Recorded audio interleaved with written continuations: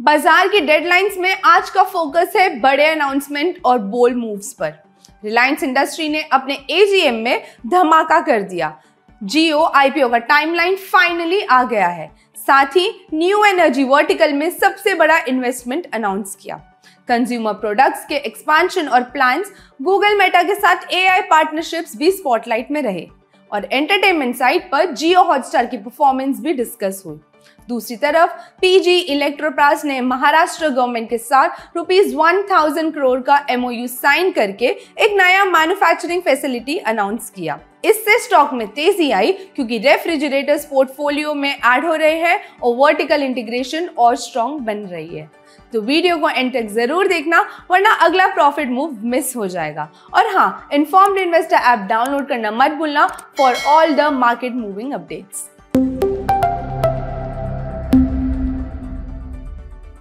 रिलायंस ने अपना 48th AGM host किया, जिसमें गूगल, मेटा और डिज्नी जैसे ग्लोबल पार्टनर्स शामिल हुए।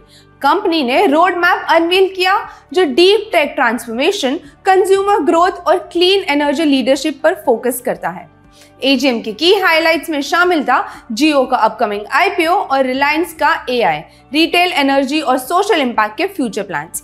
स्टॉक प्राइस आज के ट्रेडिंग सेशन में नीचे रहा। Reliance industries limited RIL India की सबसे बड़ी प्राइवेट सेक्टर कंपनी है जो energy, petrochemicals, renewables, retail, digital services और मीडिया में ऑपरेट करती है। एज ऑफ FY25 रिलायंस अपना मेजॉरिटी रेवेन्यू पेट्रोकेमिकल्स बिजनेस से जनरेट करती है। ग्लोबली ये 2025 फॉर्च्यून ग्लोबल 500 में 88th रैंक पर है और 2024 फॉर्ब्स ग्लोबल 2000 में 49th रैंक पे है, जो किसी भी इंडियन कंपनी का सबसे हाईएस्ट है। 2025 रिलायंस एजीएम में मुकेश अंबानी ने कंफर्म किया कि जियो 2026 के फर्स्ट हाफ में लिस्ट होगा, अप्रूवल्स के सब्जेक्ट में। ये लॉन्ग अवेटेड अनाउंसमेंट से ग्लोबल और डोमेस्टिक इन्वेस्टर्स काफी अट्रैक्ट होंगे क्योंकि जियो इंडिया के डिजिटल ट्रांसफॉर्मेशन का की प्लेयर है।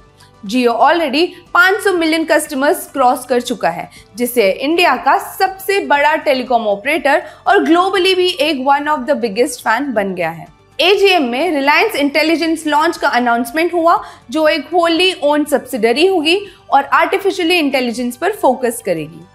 ये नया entity AI ready data centres बनाएगा, simple and accessible AI services provide करेगा और इंडिया को वर्ल्ड क्लास एआई टैलेंट का हब बनाने की डायरेक्शन में काम करेगा। इस इनिशिएटिव के अंदर रिलायंस ने काफी इनोवेशंस शोकेस किए। जियो एआई क्लाउड एक एआई पावर्ड मेमोरी कंपेनियन जो already 40 million plus users cross कर चुका है। डिजिटल ट्विन सिस्टम अपना प्रोप्राइटरी मॉडल जो ब्रॉडबैंड रोलआउट्स को 24 आवर्स से कम टाइम में पॉसिबल बनाता है। स्ट्रैटेजी पार्टनरशिप्स, गूगल के साथ जामनगर क्लाउड रीजन और मेटा के साथ AI JV. Human centric robotics, India को एआई ड्रिवन रोबोटिक्स में ग्लोबली लीडर बनाने के लिए हेवी इन्वेस्टमेंट। रिलायंस का न्यू एनर्जी विजन एक मिशन है इंडिया को सेल्फ रिलायंट और ग्लोबल क्लीन फ्यूल्स लीडर बनाना। Key announcements included Dhirubhai Ambani giga energy complex. Reliance Jamnagar में world's largest integrated clean energy facility बना रहा है। टेस्ला गीगा फैक्ट्री से 4x बड़ा और 44 मिलियन स्क्वायर फुट एरिया में। Mega solar project Kutch 5.5 lakh acres में डेवलप हो रहा है, जो इंडिया की लगभग 10% पावर नीड्स फुलफिल करेगा।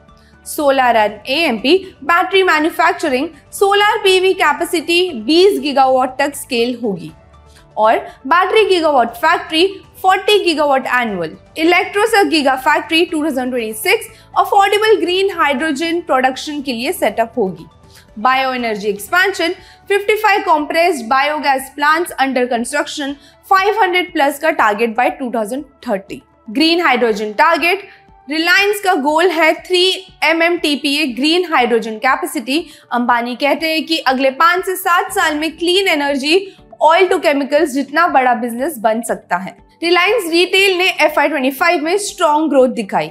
रेवेन्यूज 8% बढ़कर 330,943 करोड़ और EBITDA 8.6% बढ़कर 25,094 करोड़ हो गया। कंपनी का टारगेट है अगले 3 साल तक 20% plus annual revenue growth achieve करना, जिसमें ऑनलाइन सेल्स का शेयर 20% प्लस होगा।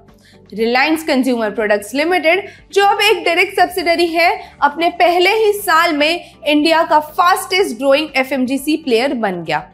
FY25 में 11,500 करोड़ टर्नओवर रिपोर्ट किया और अब 25 कंट्रीज में एक्सपांड करने का प्लान बना रहा है। कंपनी का टारगेट है अगले 5 साल में ₹1 लाख करोड़ रेवेन्यू अचीव करना और इंडिया का सबसे बड़ा FMCG प्लेयर बनना विद ग्लोबल स्केल। रिलायंस का नया जियो स्टार वेंचर और Jio Hotstar app 300 million paid subscribers तक पहुंच गया है, जिससे जियो हॉटस्टार दुनिया का सेकंड लार्जेस्ट प्लेटफॉर्म बन गया है। डिज्नी के CEO बॉब एगर ने इस पार्टनरशिप को डिज्नी की ग्लोबली सबसे इंपॉर्टेंट टाई-अप्स में से एक बताया। 2025 के AGM ने एक बात क्लियर कर दी, रिलायंस अब सिर्फ एक एनर्जी और टेलीकॉम जायंट नहीं है। कंपनी खुद को एक डीप टेक, क्लीन एनर्जी और कंज्यूमर ड्रिवन कॉन्ग्लोमेरेट के रूप में रीपोजिशन कर रही है, जिसके एम्बिशंस इंडिया से बहुत आगे तक जा रहे हैं। जियो एक AI ड्रिवन फ्यूचर से लेके RCPL के FMCG एक्सपेंशन और ग्रीन हाइड्रोजन पर मैसिव बेट्स तक। रिलायंस अपने बिजनेसेस को उन ट्रेंड्स के साथ अलाइन कर रहा है जो अगले डेकेड में ग्लोबल इकोनॉमी को शेप करेंगे।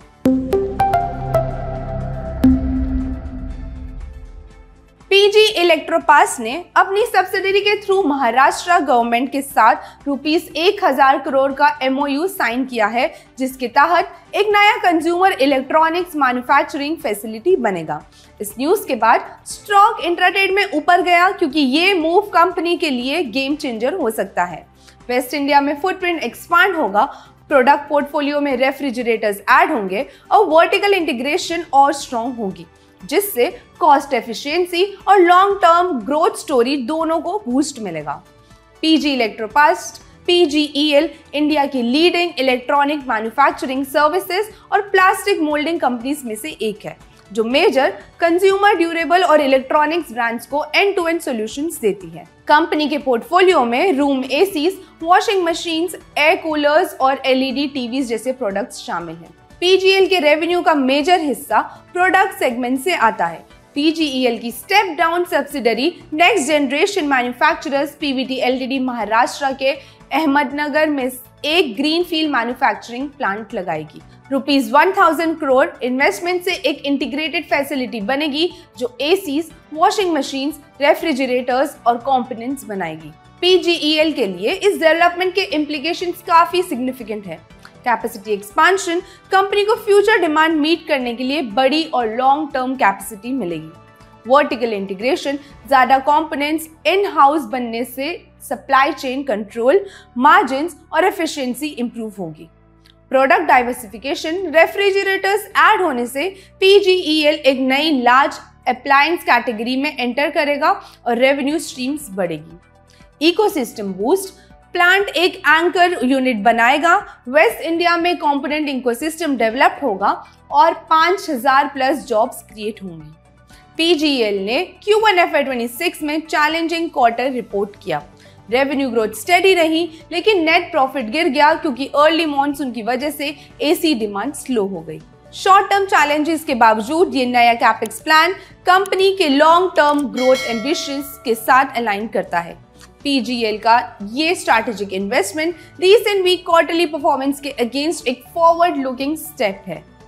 Q1 FY26 रिजल्ट्स में AC सेगमेंट की मार्केट चैलेंजेस और इन्वेंट्री इश्यूज दिख रहे हैं, लेकिन ₹1,000 करोड़ का इन्वेस्टमेंट मैनेजमेंट को लॉन्ग टर्म कॉन्फिडेंस शो करता है इंडिया के कंज्यूमर ड्यूरेबल्स डिमांड पर। ये मूव कंपनी को इस तरह पोजीशन करता है कि नियर टर्म प्रेशर ईज होते ही मार्केट शेयर और बढ़ सके। With that, this is Siddhi Thapar signing off. Investments in securities market are subject to market risks. Read all the related documents carefully before investing.